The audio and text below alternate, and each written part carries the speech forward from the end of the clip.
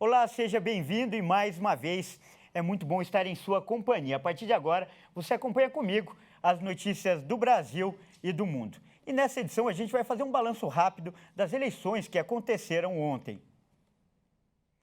Eu começo lembrando que Jair Bolsonaro vai enfrentar o candidato Lula no segundo turno, que, aliás, está marcado para o dia 30 de outubro. O resultado surpreendeu algumas pessoas, isso porque o atual presidente alcançou um índice de votação superior ao que indicavam as pesquisas.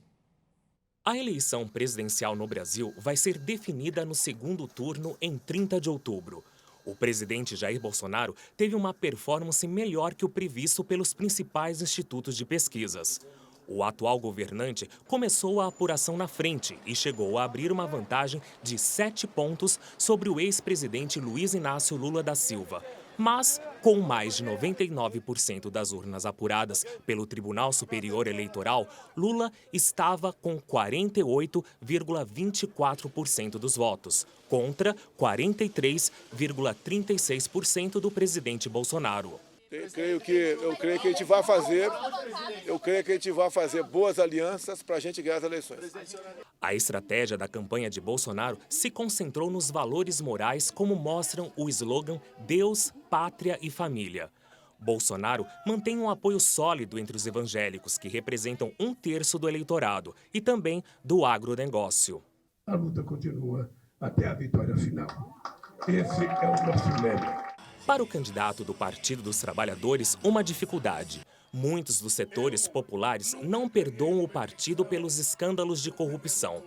Lula foi sentenciado e depois obteve a anulação de suas condenações por motivos processuais na Operação Lava Jato, que investigou um esquema de propinas na Petrobras. O ex-presidente busca um terceiro mandato após ter governado o país entre 2003 e 2010. Cerca de 156 milhões de eleitores votaram neste domingo, também em deputados para a Câmara Federal, 1/3 do Senado, além de governadores e deputados estaduais, nos 26 estados e no Distrito Federal. E olha só, por falar em pesquisas, a atuação dos institutos de pesquisa no primeiro turno das eleições gerou uma grande polêmica e também reações da Câmara Federal. Um grupo de deputados, inclusive, já se mobiliza para investigar a atuação das empresas responsáveis pelos levantamentos de intenção de voto.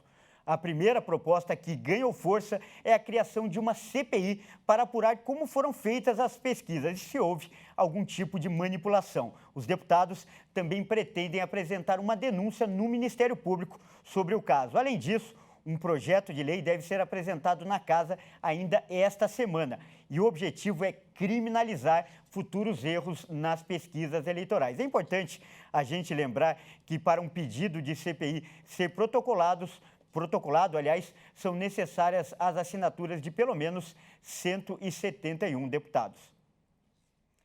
E ainda falando de eleições, em São Paulo, Tarcísio de Freitas, do Republicanos, ganhou em 500 cidades e Fernando Haddad, do PT, venceu na capital e também outros 50 municípios. Os dois seguem agora para o segundo turno. Veja agora os resultados dos outros estados. No total, 15 governadores foram definidos no primeiro turno. Destes, 12 foram reeleitos e 12 estados vão ter o segundo turno.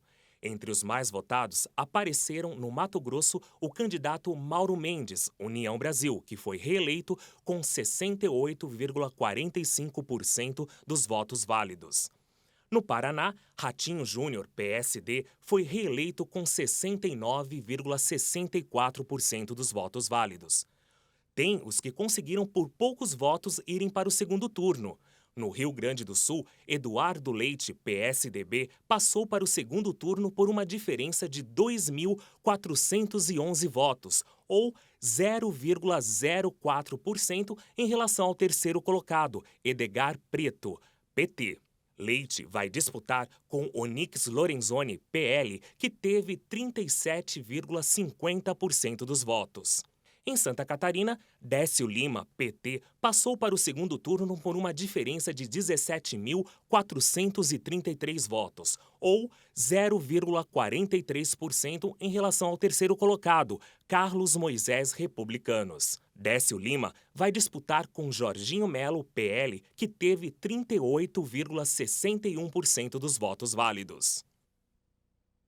Olha, e fazendo uma correção, o Fernando Haddad, o candidato do PT, venceu em 90 cidades e não em 50, como eu disse. Bom, essa edição fica por aqui. Eu agradeço demais pela sua companhia e convido a continuar ligado em nossa programação. Até mais!